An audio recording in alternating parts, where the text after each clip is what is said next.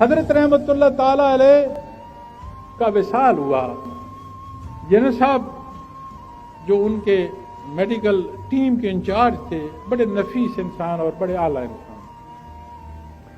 مجھے انہوں نے فرمایا محسوس نہ کیجیے گا، ہم یہاں چلر کا بندوبست کر دیتے ہیں، اتنا وقت ہے کہ اب وصال ہوا ہے، رات شروع ہوئی ہے، وصال ہوا ہے، رات تمام ہوگی، دن چڑھے گا، آدھے دن میں جا کر آپ نے قبرستان پہنچنا ہے، تو یہاں چلر ہے، اگر آپ پسند کریں تو رات حضرت رحمت اللہ علیہ کے وجود کو اس سرد خانے میں رکھ دیتے ہیں. میں نے کہا جنرل صاحب آپ کی سائنس وہاں گنگ ہو جاتی ہے جہاں محمد رسول اللہ صلی اللہ علیہ وسلم کے غلام گزرتے. آپ تو ان کے وجود کی بات کرتے ہو، کل آ کر جنازے پر شہادت لے لینا، ان کا ہاتھ ہلانا ہو تو ہلتا ہے یا نہیں، ان کے رخ کو، چہرے کو موڑنا ہو تو مڑتا ہے کہ نہیں. تو میں یہ جو ممبر ہے نا، یہ یہاں ہے لیکن یہ مسجد کا ہے اور اسے کرسی نہیں کہتے، اسے ممبر رسول کہتے ہیں.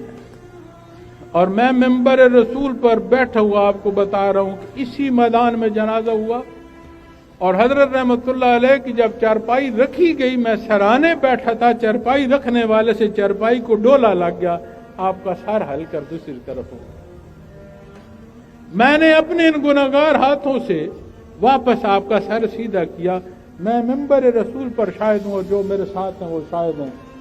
وہ سائنس، وہ تحقیق گنگ ہو جاتی ہے جہاں یہ اصل نصیب ہو اتباع محمد رسول اللہ صلی اللہ علیہ وسلم، جہاں نصیب ہو عظمت محمد الرسول اللہ.